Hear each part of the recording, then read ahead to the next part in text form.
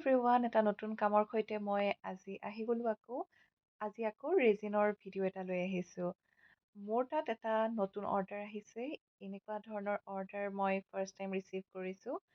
আহ, 3টা ৰ'জৰ পেটেলছ দিছে। মোকে সুধি লৈছিল কিমানটা পেটেলছ দিব লাগিব এই পেণ্ডেণ্টটো বনাবলৈ কাৰণে। মই বোলো 3টামান, 2-3টা দিলেই চাফিচিয়েণ্ট হৈ যায়। ত' এয়া 3টা মোক দি পঠালে। তাই দিয়াৰ পাছতে মই অৰ্ডাৰ কৰিলোঁ। মানে যি মেটেৰিয়েলছ লাগিব এই পেণ্ডেণ্টটো বনাবলৈ কাৰণে সেয়া মই অনলাইন মিছোৰ পৰা অৰ্ডাৰ দিলোঁ। আৰু আজি আহিলে।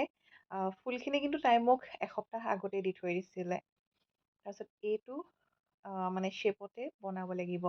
কেনেকুৱা ৰেফাৰেঞ্চ পিকচাৰ তাই মোক পঠাইছিল সেয়া বাৰু মই ফটোখন এয়া স্ক্ৰীণত দিম, অলপ পিছত দিম। এই আনবক্সিং ভিডিঅ'টো আগে কৰি লওঁ, কেনেকৈ আহিছে চাই লওঁ। চেইন লাগিব আৰু হুকছ লাগিব, সেয়া চব একেলগে থকাকে চাই পেলাই অৰ্ডাৰ কৰি দিছিলোঁ মিছোত। যদি লিংকটো লাগে তেনেহ'লে কমেণ্ট কৰিব, মই লিংকটো ডেছক্ৰিপশ্যন বক্সত নহ'লে কমেণ্টত পিন কৰি দি দিম। এতিয়া মই জাষ্ট আইডিয়া কৰি আছোঁ এইটো কেনেকৈ ফিক্স কৰিম। যিহেতু শ্বেপটো খোলাকে আছে, ৰেজিন ঢালিলেতো পৰি যাব। আৰু এনেকুৱা সৰু মানে ইয়েৰিং টাইপৰ হেৰি বনাবলৈ কাৰণে এটা ব্লু টাইপৰ টেপ পাই, নামটো কি কয় এইটো মোৰ মনলৈ অহা নাই বাৰু। সেইটো মই কাৰ্টত থৈ দিছিলোঁ কিন্তু অৰ্ডাৰ দিবলৈ পাহৰিলোঁ। তাকে ভাবিছোঁ আকৌ সেইটো অৰ্ডাৰৰ কাৰণে ৰখি থাকিবলৈ হ'লে আৰু এসপ্তাহমান ৰৈ দিব লাগিব। চ' তাকে ভাবিলোঁ মোৰ তাত যি চেলো টেপ আছে সেয়াই দিয়ে মই এই পেণ্ডেণ্টটো বনাই দিওঁ। ত' বোথ চাইড টেপটো লৈ যেনে তেনে যোগাৰ কৰি সেইটো মই ফিক্স কৰিলোঁ। মই আজিলৈ যিমানটা ফ্ৰেম বনাইছোঁ আৰু যিমানটা মই ফটো শ্বেয়াৰ কৰিছোঁ সেয়া চব ডাঙৰ ফ্ৰেমত বনাইছোঁ। এনেকুৱা সৰু অবজেক্টৰ বনোৱা নাছিলোঁ। এনেকুৱা সৰু অবজেক্ট বনাবলৈ কাৰণে UV ৰেজিন ব্যৱহাৰ কৰা যায়। যিহেতু মোৰ তেনেকুৱা অৰ্ডাৰ আগে পিছে অহা নাছিল, সেইকাৰণে মই UV ৰেজিন অৰ্ডাৰ দিয়া নাছিলোঁ।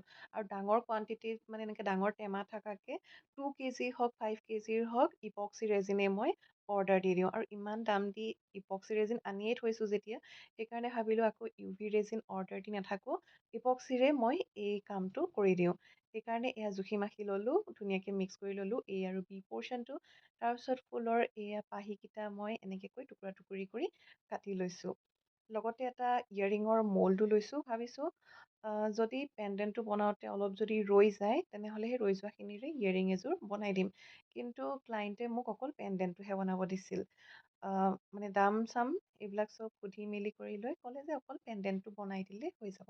ত' ফাৰ্ষ্টে মই পেণ্ডেণ্টটোতে কামটো কৰিছোঁ। যদি গোটেইখিনি পেণ্ডেণ্টটোতে ইউজ হৈ যায় তেনেহ'লে ইয়েৰিঙত মই নাঢালোঁ। আৰু যদি অলপ বাচি যায় তেতিয়া মই ইয়েৰিঙত ঢালিম। আৰু কি হ'ল, ইয়েৰিঙতো ঢালাৰ পিছতো অকণমান মানে ৰৈ গ'ল। আৰু মই কম কোৱান্টিটিৰে ৰেজিন মিক্স কৰিছিলোঁ। তাৰপিছতো ৰৈ যোৱাৰ কাৰণে মই আজি মোৰ মনটো ইমানেই মানে ভাল আছিল নে কি নাজানো।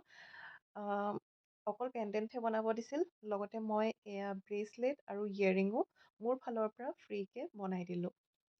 এইটো মই কাম তেতিয়াহে কৰোঁ যেতিয়া মানে মোৰ মনটো বহুত ভাল হৈ থাকে, মুডটো ভাল হৈ থাকে, তেতিয়া মই এনেকুৱা এক্সট্ৰাকে মোৰ ফালৰ পৰা গিফ্ট টাইপত দিবলৈ কাৰণে ইচ্ছা কৰোঁ।